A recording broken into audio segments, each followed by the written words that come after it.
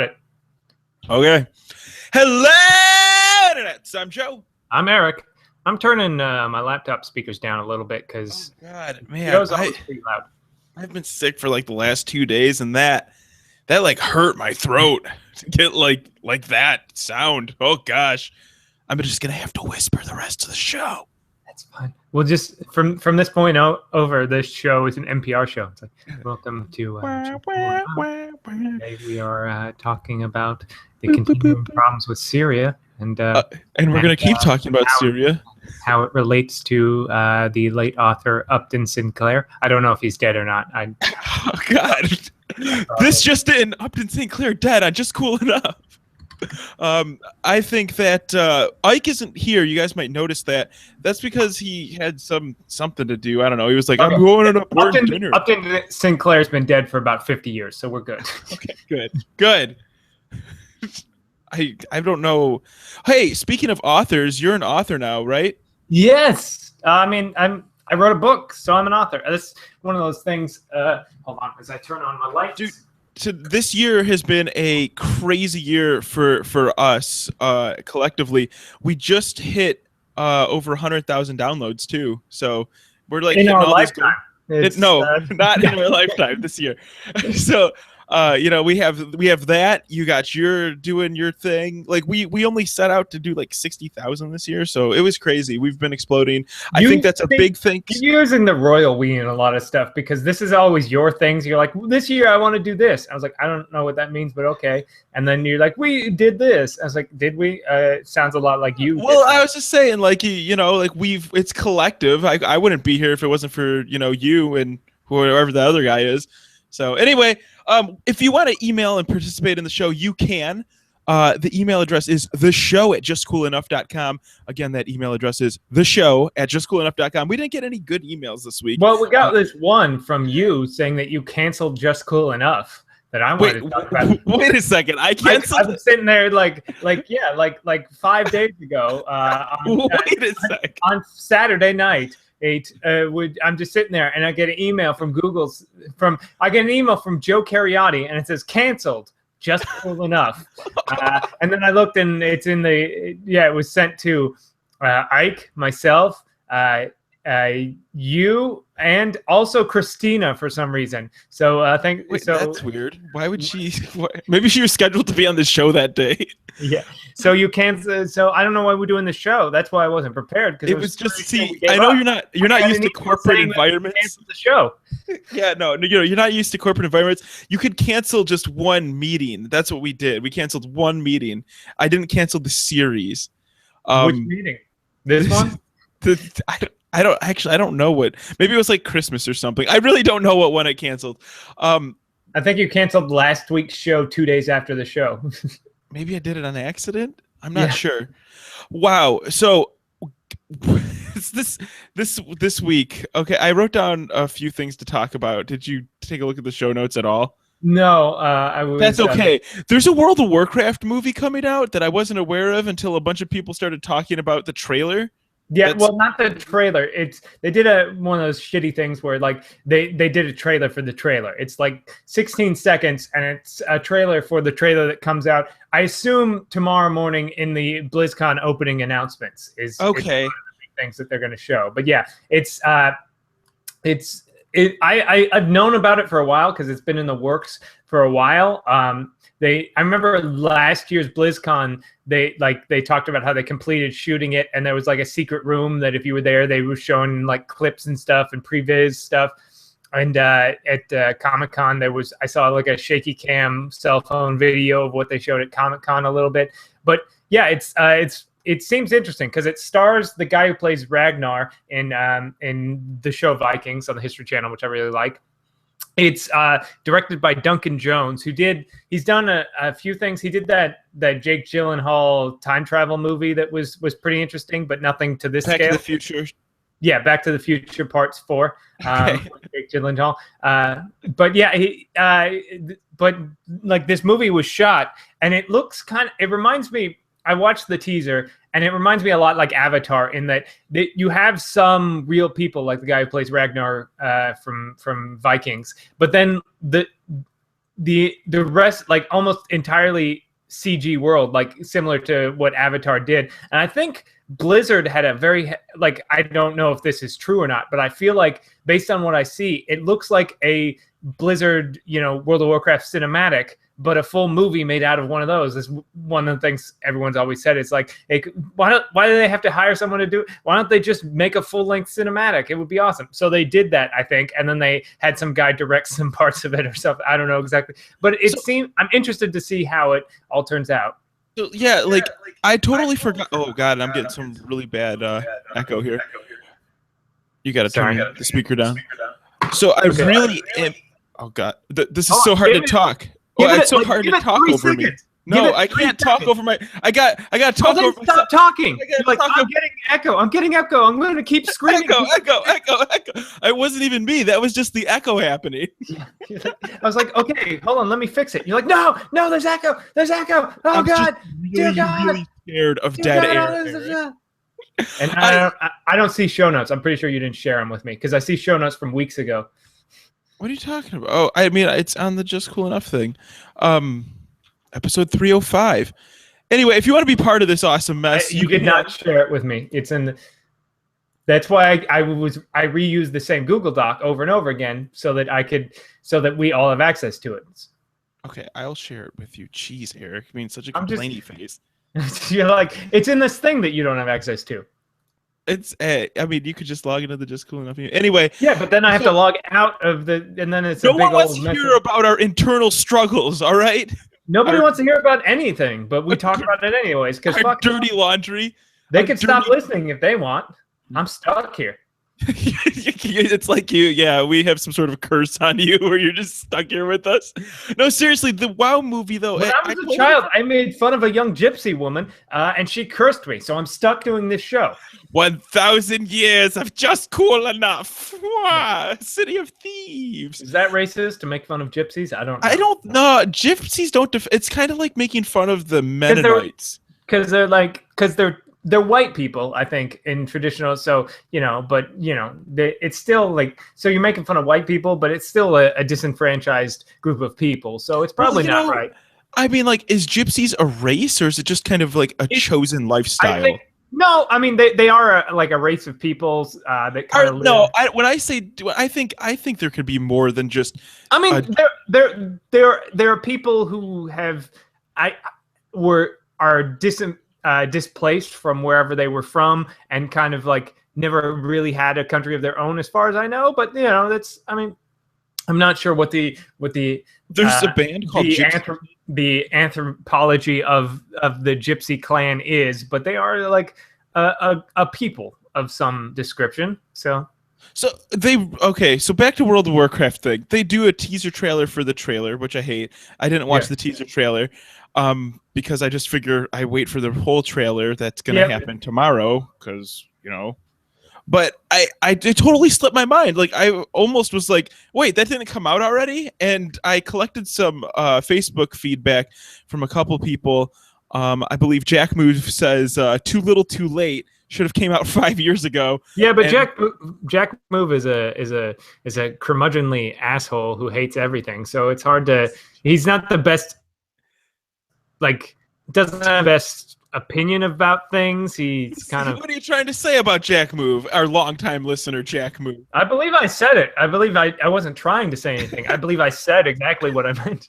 He's kind of a dick. Actually, he's not kind of. He's a massive dick. Yeah, right. Maybe that's the kind of people we attract to this show. Yeah. Maybe it's because we're dogging on topics like gypsies, Like maybe he's a gypsy and he's out for revenge. I'm not excited about it. Just not even a little bit. Maybe I'll get excited about it later, but I think all my excitement's being taken over by Star Wars excitement. Yeah, I can see that. And I mean, I don't have room for excitement. I'm not like, oh my fucking God, like I fucking pre-ordered tickets to Star Wars because I'm because it's fucking Star Wars. But I'm not like I'm not going to pre-order tickets to to Warcraft. It's just Warcraft because I believe it takes place during like orcs and humans. You know, it's the very beginning of like the orc invasion of Azeroth and stuff like that with King Varian Wind. Or no, I think it's his father. I don't know. I've been outside the lore for a while, so I don't understand exactly its place. But yeah, it's interesting enough. I'm excited for the trailer because I'll see what it is and have more of an opinion of it when I see it. But at the moment, I'm just like, yeah, maybe it'll be good. I want it to be good because I want to go see a movie and be like, that was a good movie. The World of Warcraft subscription numbers has dropped off pretty steadily, like 100,000 a month since its peak, I think. And I think the peak was just after Cataclysm.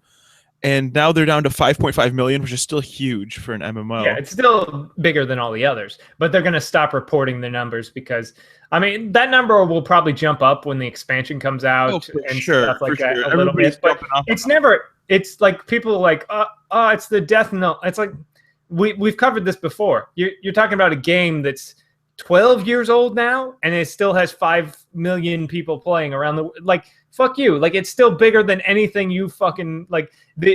Anything that anyone's come up with since. Fuck you! It's bigger than most countries. Shut up. That's all of Iceland couldn't play World of Warcraft. Yeah, if all of Iceland logged on to World of Warcraft simultaneously, the World of Warcraft servers would not even blink. They wouldn't even have a functioning economy. Yeah, they wouldn't even like the end game could barely be completed. Yeah, yeah. The entire continent of Iceland could not complete even the first raids, the opening. Oh my god, it's not even 40 people. All right, yeah. They couldn't even do that. Yeah. I liked Iceland. Why are we making fun of Iceland? You started it. I did. I'm sorry, Iceland and all of our Icelandic supporters. I just for some perspective, their other Blizzard game that they do, whatever it is, the one with you do the finger on the app with the Hearthstone. That's the one, Hearthstone. That has 25 million people playing. Yep. So I always thought MMOs had like way bigger numbers because a free to play a game is always gonna that you can play on your fucking phone is always gonna crush every other game because it's on your phone, doesn't cost any money, and you could just pick it up. And it's those games always crush. That's why Activision Blizzard just bought King, the makers of Candy Crush, because until people get over their addiction for Candy Crush, like they've done like with other games like fucking Farmville and shit like that. I know Zynga. Yeah, Zynga was like the big thing, and then people got bored with their games, and then they moved on to Candy Crush, and eventually people get bored with that and move on to the next big thing. Well, like casual games are so just like people are. People don't have an allegiance to games. It's really hard to get a buy-in. I think just gamers in general are just like next new thing, next new thing. Well, and these numbers aren't gamer. I mean, Hearthstone is probably a lot more gamers, but a game like Candy Crush gets people who don't play video games. They don't even consider what they're doing in Candy Crush a video game. I don't consider it a video game. I mean, it is a video game. But they they're different markets. And I think that's what one of the things that World of Warcraft did so well is that for the longest time, MMOs would like an MMO that breaks 1 million subscribers. It was like unheard of for the most part, except for like the biggest fucking things. But World of Warcraft didn't just grab people who were already playing MMOs. It grabbed people who'd never played it, like me and others, and then introduced us in the genre, and then we explored the genre a little bit, and then said, fuck it, we don't like this genre, we just like this one game. But that's, I mean, it's... what game I've been kind of wanting to play? I wanted to go back to the Star Wars MMO, because there was a favorable article, I think it was on Wired or The Verge or something like that. I read through it, I'm like, maybe I'll give this a try. I mean, it's free to play, and I know I've dumped it. I had a max level character maybe twice, I don't even remember. But they say it's still good or even better than what it was. So, and it's free. So it's like, why not go back to it? Yeah, I mean, are you with me? No, because I thought I thought it was okay. I thought it was fine for what it did. It was like trying to be a BioWare game, but not quite. And I didn't get super far into it. I didn't get max level. I know that. I think I made maybe level 25 or 30, maybe. I don't even remember because I only played it for basically the free month, and then I didn't pay the subscription past that. And I was just like, yeah, I'm kind of over this. I mean, it was okay. It's interesting, but I don't see it pulling me back in. The reason I played that game so much was because that was the time in my life when Sarah was in Indianapolis, moved back to Michigan, and I was 8 or 10 hours away from her living in Kentucky. And I was like, well, time to suit up the MMO pants. Time to put on my active wear and play the MMOs for the foreseeable future because I have nothing to do. And I thought I was going to take that game serious, like World of Warcraft serious. I'm like, all right, time to join this raiding guild, but bought a different computer, had everything ready to go, and that kind of puttered out too. But that's just the life of it. You know, I think that golden era of my life is over. The only way this can happen again is if somehow I fall into a ton of money and I have more time than I know what to do with. And even then, I don't know if I'm going to be playing an MMO. You know, I get so many people just because of our history, you know, being on World of Warcraft radio and being so connected with it. I get so many people asking me every day to play World of Warcraft amongst other things, and I just don't think the stars are going to align for me to have the time and to actually enjoy it. Because if I'm sinking 3 hours into something, and a lot of people say everything has changed since then, though. So it's like, but what gets me is you're right. It's the time commitment. I mean, getting to max level isn't that hard anymore. You can do it pretty casually, and raiding these days is a lot easier. Like just everything about World of Warcraft is a lot more casual friendly. You could log in I got that like free 7 days, and I would log in basically and spend an hour or two, you know, maybe a podcast and a half worth of time in looking for raid. You know, raiding. Oh my God, Eric's exploding. But like if I were like committed to like a raiding guild, like doing that, like the 3 to 4 hours every night kind of thing. Is or it still like, maybe everybody says like the raiding guilds now are like 15-minute heroics. Yeah, there's like that stuff, and like doing it like once a week. I could make time for that, but I already have things that take scratch up that the time. itch, you know, Well, like the other things scratch the itch. Not just that, but just like I have things I would rather spend that 3 hours on a Monday evening doing. Like I have a D&D group now in real life, and I would rather I get more enjoyment out of being in my friend Scott's tiny apartment, rolling dice and eating way too much candy while playing fun make-em-ups than I do playing in a raiding guild or committing that much time, or you know, doing improv. There's no money in improv. I commit a lot of time to doing improv. I do 2 hours of practice. I do at least 1 2-hour practice a week. Then Sunday nights from like 5 to 10 is just all watching shows or performing in shows. So that's something I'd rather spend. So it's just I have less time, and the things like the big chunks of time that I have open for things that I want to do are other things that I would rather do.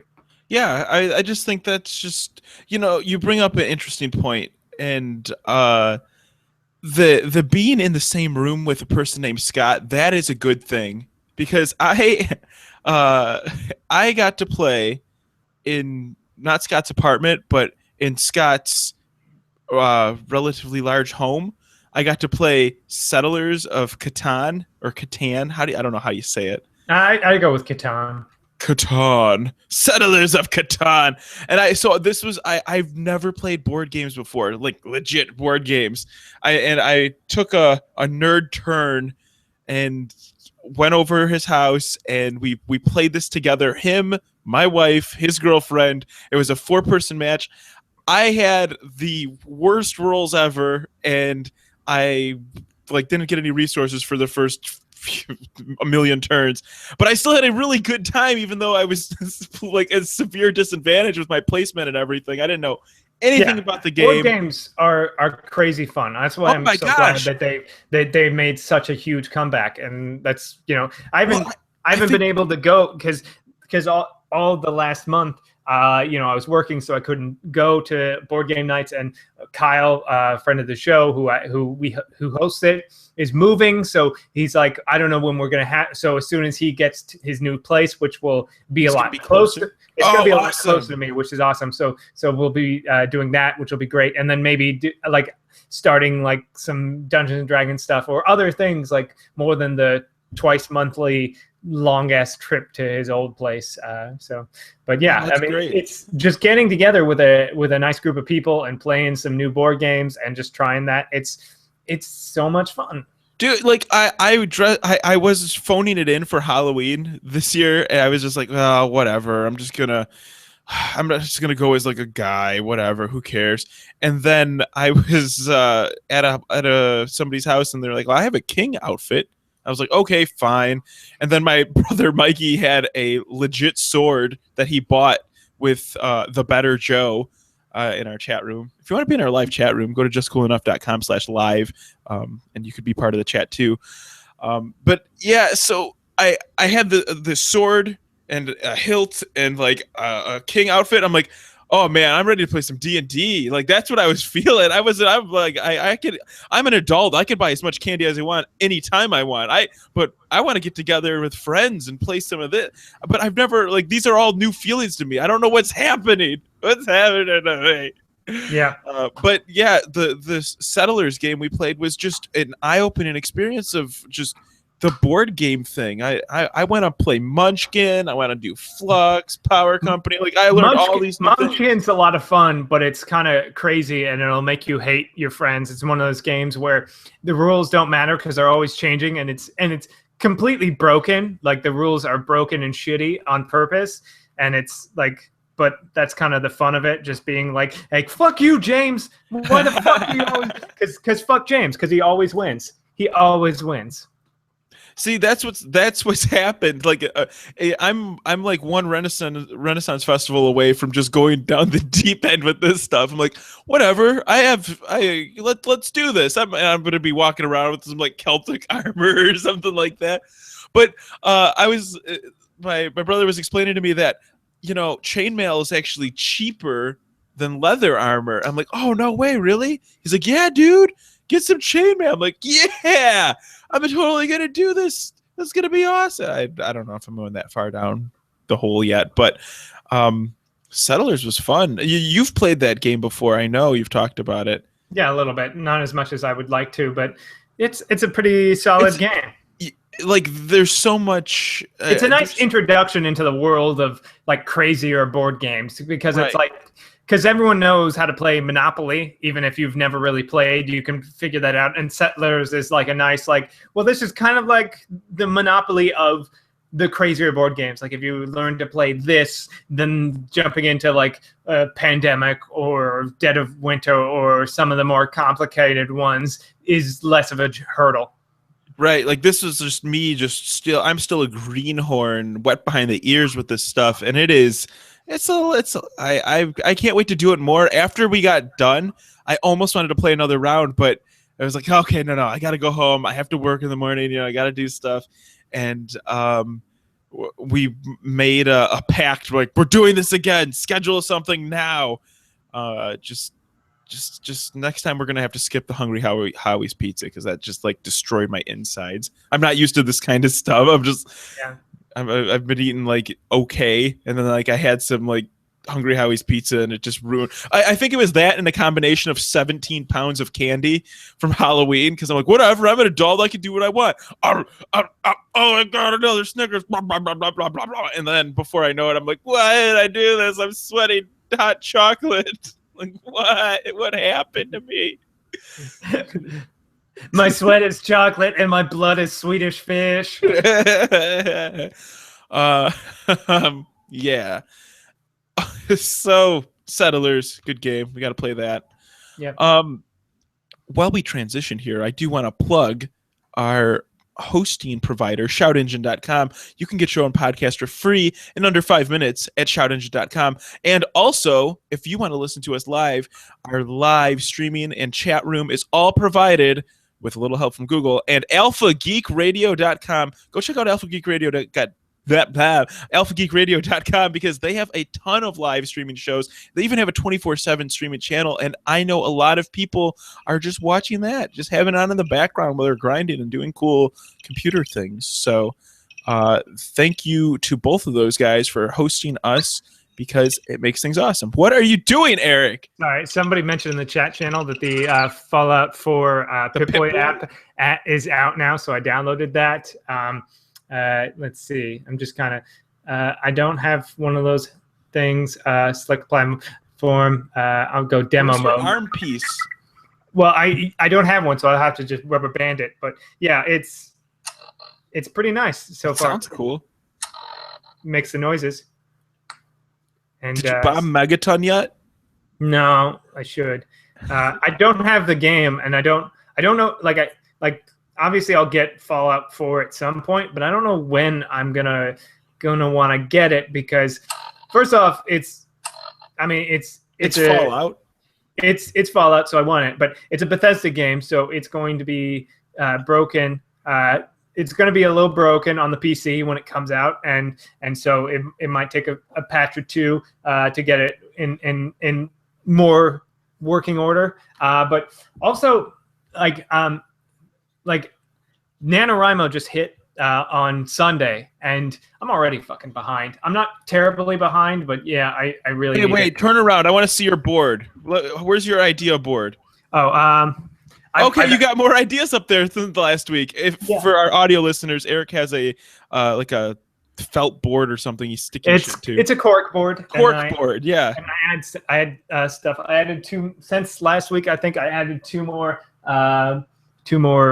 things on there. Two of those are just. I mean, not all of them are ideas for scenes. Some of them are just like the first two are because my novel is a science fiction novel, and I want the story to be very small and self-contained, but I'm trying to build a bigger original universe for it to take place in. And the first two cards are just me kind of I just wanted to write down the idea of some of the ideas and broad strokes of this universe and what it means and all that stuff. And I'll just write stuff down. I don't always use it, but it's nice. I'll be I know I'll get to this eventually. I'm not at this part in the story yet, but and at some point I want the scene, so I'm gonna write this down, put it up there, so I know what to go. It's like your ideas savings account. Yeah, something like that. But NaNoWriMo kicked in. And for the people that don't know what NaNoWriMo is and haven't Googled it yet, please explain. It's the National Novel Writing Month. Yeah, Kyle, I was NaNoWriMo starts, and Kyle's like, what's that? So I did the let me Google it for you link to it. It's the National Novel Writing Month, the month of November. It's just a challenge to challenge yourself to write a 50,000 word or more novel in these 30 days. And it's just kind of a thing. It's an exercising exercise. It's a marathon of typing. The whole idea is to not worry about revision or if it's good, to just trust ignore what they say, your inner editor, and trust your inner creativity, that whatever you put in there, even if it doesn't end up in the final version, you'll be better off for having written it and gotten it all down, and then you can fix it later or cut bits and pieces and rewrite stuff later. But just the act of writing it is the most important part, and that's you're getting stuff on the paper, and then you could edit it and figure it out later. Yeah. Speaking of that was the biggest feedback we got from your Soulbound book. Is when it goes to print, we're gonna do some major editing. You're gonna shut your face. It's perfect. Yeah. All right. It's gonna be perfect when we print it, dude. I was out there fucking ground pounding that shit for you, and then I had a bunch of people come to me like, "Hey, the story's really good, but man, do not print that. You have to edit." I'm like, "All right, fine, we'll do that. Shut up and keep talking about the book." By people, you mean the one guy, the one jackass? No, actually, people in my real life that downloaded it. So I was I was on the ground, boots on the ground for Eric, pitching this book. Just like, hey, did you check this out? Hey, you have a Kindle. Why don't you do this? You just download this app. So I hope you have a lot of like listeners and readers. I don't know if you get like a heat map of where they're coming from, but I hope I don't get a heat map, but I do have a chart of people buying it and people downloading the free version. So like well over 100 people downloaded it in the 5 days it was free, which is awesome. And I have a little thing that shows, I don't know if it's just if it's everybody or just the free people, but how many I think it's the people who pick it up for free through Kindle Unlimited, how many pages have been read in a day. So yeah, so I get some statistics that I can look at. If somebody does want to buy the Soulbound book, the sale's over for right now, but you can go to justcoolenough.com and click the link, and that'll link you right over to the Amazon web page where you can buy that from. So it's on the homepage on the left-hand side. You just have to disable your ad blocker. There's a bunch of books called Soulbound. The easiest way is to just go to the Just Cool Enough website, then click through. Or spell Reichert out. Good luck. I have a very specific set of skills, and they're not quoting movies, and it's not spelling Reichert. So that was a interesting. It was actually really cool to what Eric Reichert is it? Because you know how I know both of them. And for a while, some people at work thought I was talking about the work Eric Reichert, not the funny Eric Reichert. And they were just like, really? He wrote a book? Like, he's so busy with, being successful and stuff. Why would he write a book?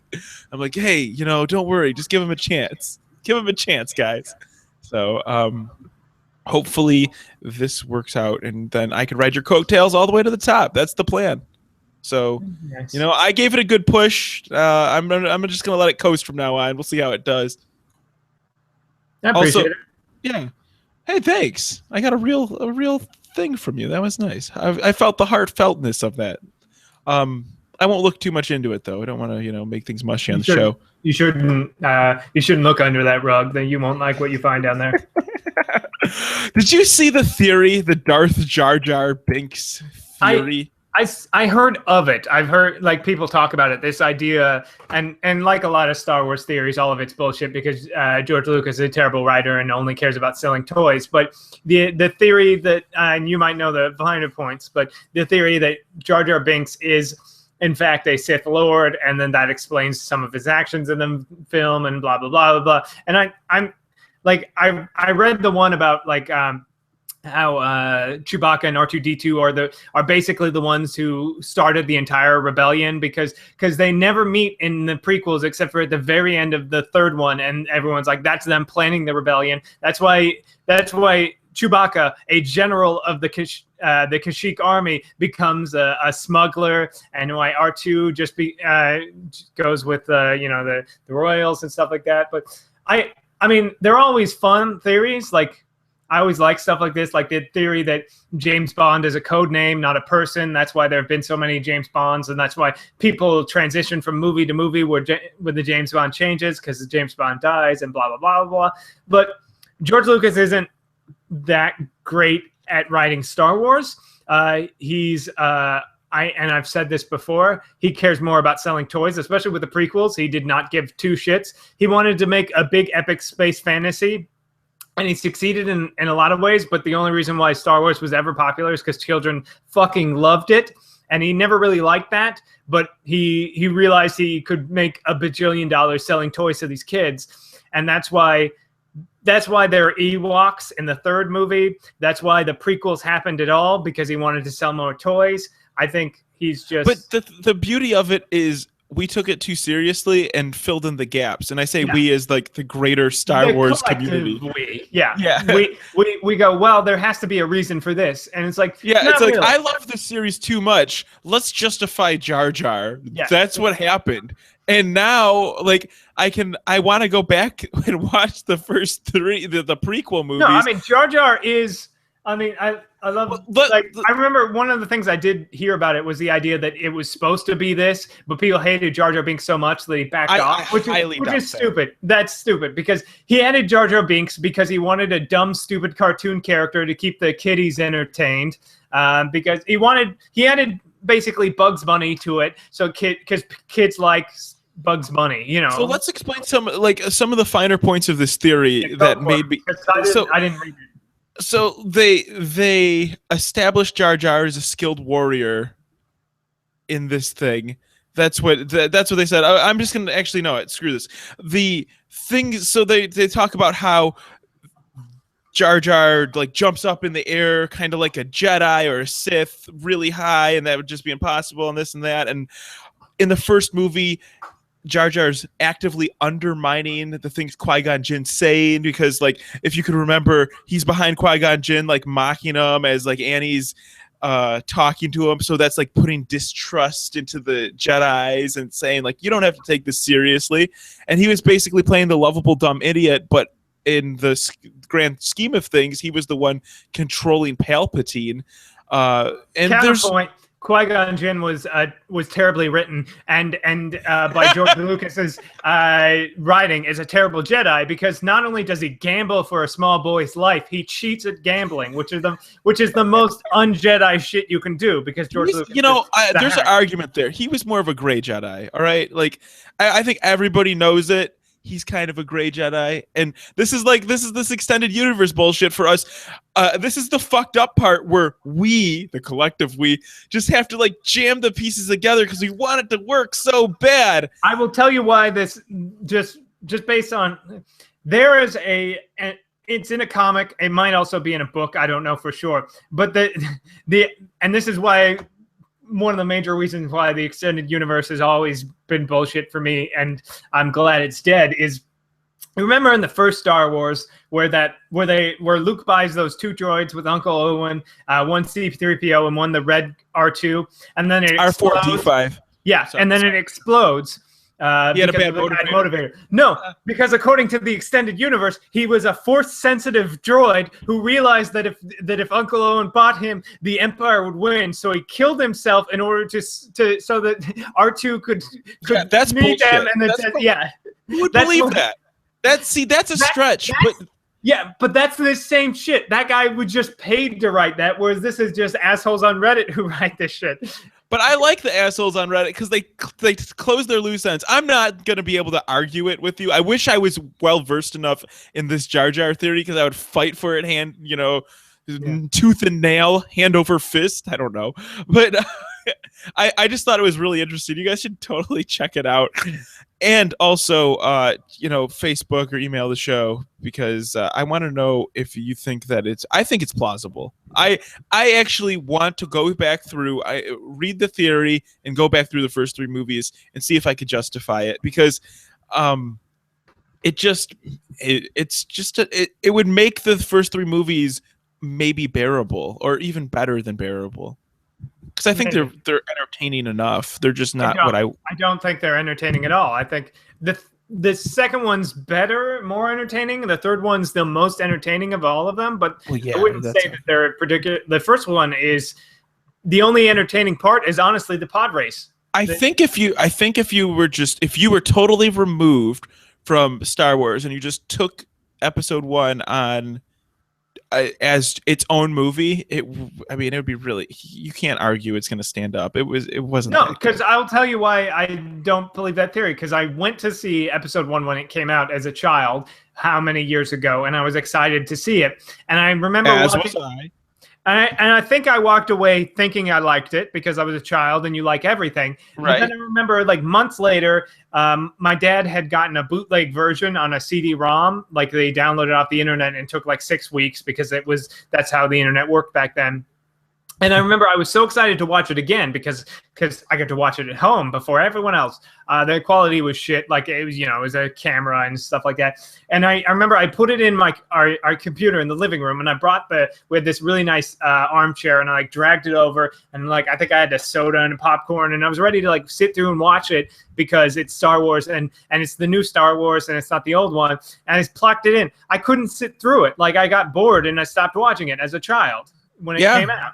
Yeah, like I feel you though. I absolutely feel you. Like I fell asleep watching the first one. Like it was the start of the marathon. I was gonna watch it like chronological order from movie time, and I'm like I fell asleep during the first one. I was able to stay up for all the others, but I just like didn't make it through the first one. And it's just because there's so much exposition. You just the Star Wars franchise isn't built on that much exposition. Well, so. in all three of those movies, the first and the second one especially, The second one was really bad for that. every scene is either two to three people sitting on a couch, and then somebody gets up off the couch and walks to a window, or two or three people standing at a window and somebody moves and sits down on the couch. It's every scene. All of them are like that. It's people in a living room sitting on a couch, going to a window, or standing at a window and sitting on the couch. It's all it is. Typical Jack move out of the chat room, justcoolenough.com/live every week at 6:30 Eastern. Figure it out on your own time. Qui-Gon Jinn is only redeeming quality is that it's Liam Neeson. Yeah, I mean, so I think that's kind of true, but he was kind of the gray Jedi, you know, he was kind of out there. No, I think he was just a terrible. He was just terrible. Maybe he was like. He was also terribly, but that's what makes him mysterious, you know? No, because he didn't have anything. Like all of that stuff, like that big fight between him and Darth Maul with Obi-Wan. It's just people wielding their lightsabers around, and it makes no, like all of the prequel lightsaber fights are these big flashy shit that don't mean anything. And the only time that first lightsaber battle is really good is when it becomes a character thing. When it's that thing where the shields that they have to rush through, and they can't fight, and then he sees him die and stuff, and that's when it gets really good. Not when it's super flashy martial arts bullshit for no reason. I mean, like that was like the start of, you know, like when you watched Transformers for the first time, you're like just like, what the fuck's going on? The first Transformer movie is good because it has a nice build to the action. You don't see the Transformers at first, and it's like it builds. The rest are just explosions everywhere, and like fucking like Optimus Prime like dancing around in a circle, just shooting everybody, and it's like the Matrix in slow motion, and it has no story to it. That's the biggest problem with, I think, modern action movies is the fights have no meaning, they have no purpose, they have no story. They're not telling a story. If a fight's not telling a story, then there's no reason to put it in a movie other than, hey, this looks cool. Speaking of movies and stuff, since we're being critical of this stuff right now, did you watch the Netflix documentary? It's on Netflix. I don't know if it's a Netflix documentary for Back to the Future. I watched. It's the most recent one, I think. I watched part of it.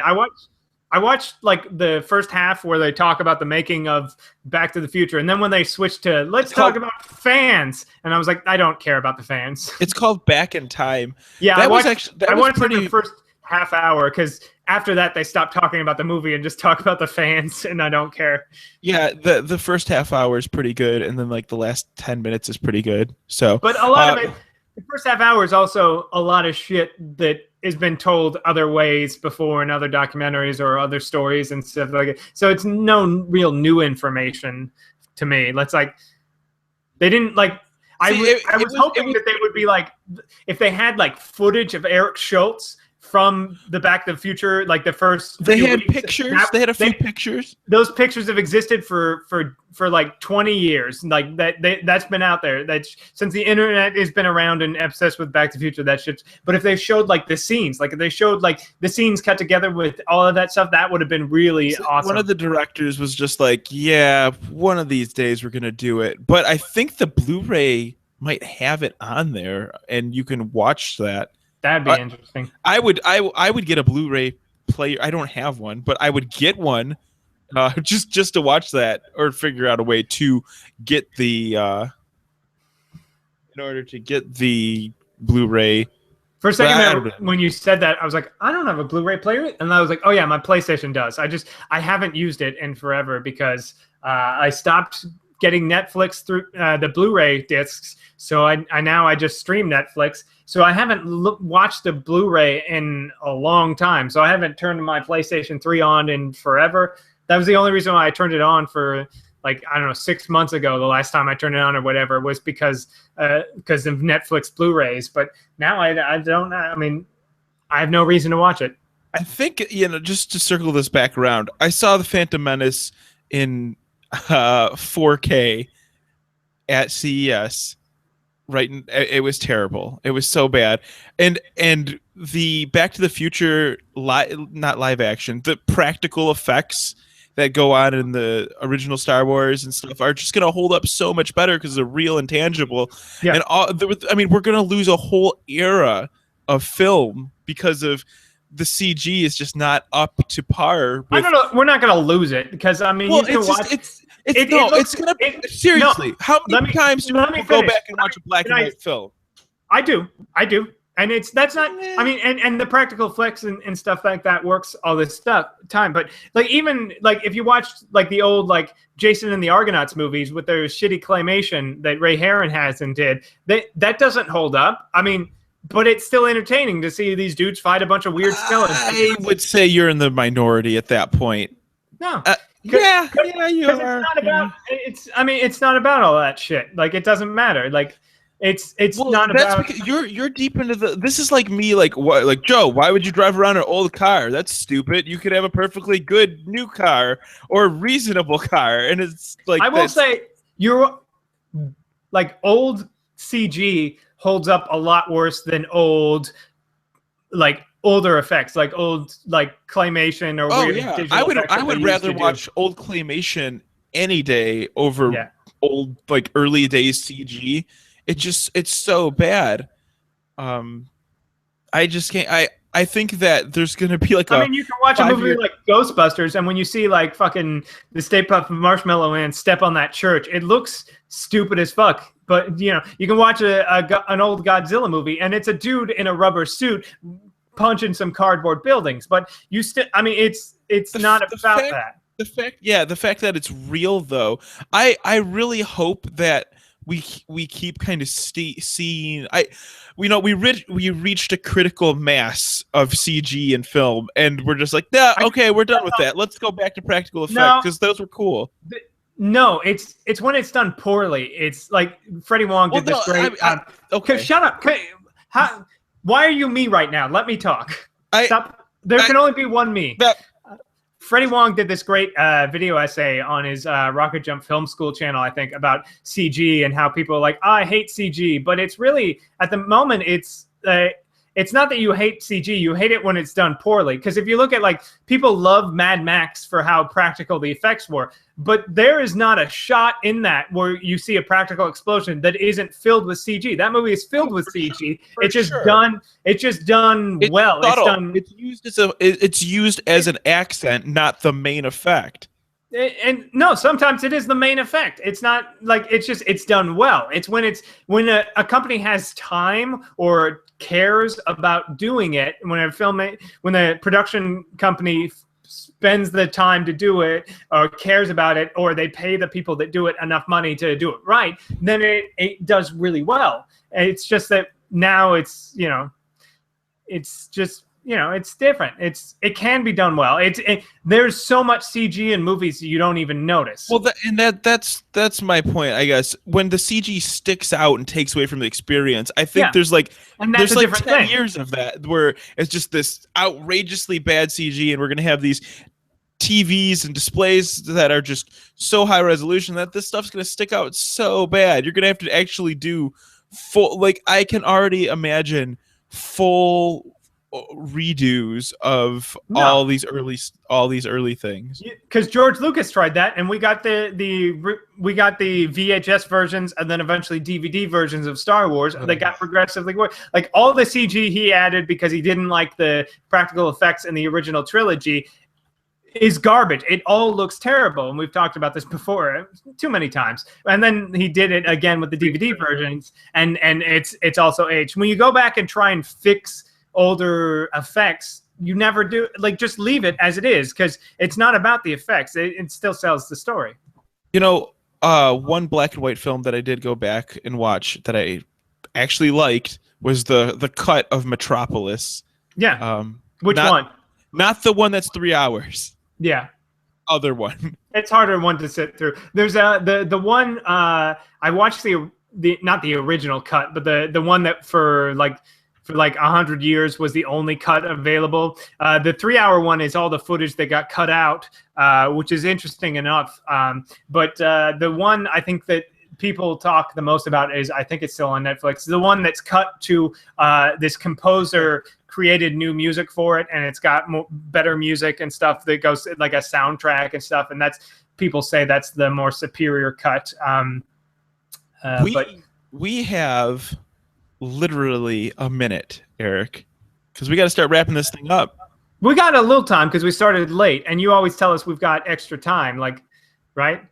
I like the question at that, right? Yeah, we do. We do have to start plugging each other.